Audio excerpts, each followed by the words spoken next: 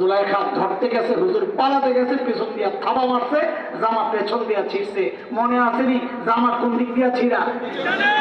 ফালাম্মা রাআ কামিসাহু কুদ্দা মিন দুবুর ক্বালা ইন্নাহু মিন কাইদিকুন ইন্না কাইদাকুন্না আযীম। হায় হায়, জামা চেক করে দেখে জামা তো পেছন দিয়া ছিঁড়া। এখন সব পরিষ্কার হয়ে গেছে।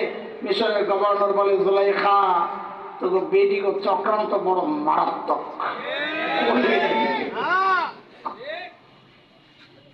জি ঠিক নিচের দিকে দিয়া দিয়া বলল, তুমি ঘরে গেলে তোমার খবর আছে। সাহস কত? জি কয় আবার।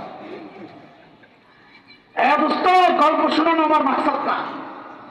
গল্পের এই পর্যন্ত টেনে আনছে একটা জরুরি কথা শোনানোর জন্য। মেসেজ, কোরআনী মেসেজ।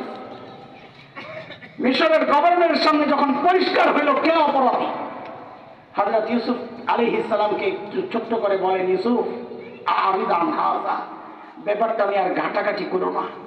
মান ইজ্জতের ব্যাপার, তোমার ইজ্জত আমার ইজ্জত। এরপর জুলাইখাকে যে উপদেশটা দিয়েছে গোটা দুনিয়ার মানুষের জন্য এটা একটা শিক্ষা। জুলাইখা, ওয়াস্তাগফিরি লিযানবিক ইন্নাকি কুনতি মিনাল খাতিইন।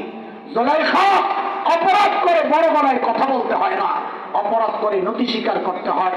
অপরাধ করে নিজের দোষ আরেকজনের কাঁধে চাপাতে হয় না, অপরাধ করে ক্ষমা চাইতে হয়। এটা সারা দুনিয়ার জন্য আল্লাহর মেসেজ, আমাদেরও আহ্বান এটা।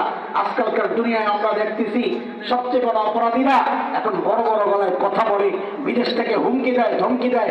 না না, গুম করেছ, খুন করেছ, লুট করেছ, দেশের সম্পদ বিদেশে পাচার করে দেশকে দেউলিয়া করেছ, ঋণগ্রস্ত করেছ, দেশকে ভারতের কাছে বিক্রির পায়তারা করেছ। হুমকি দিয়ে লাভ নাই।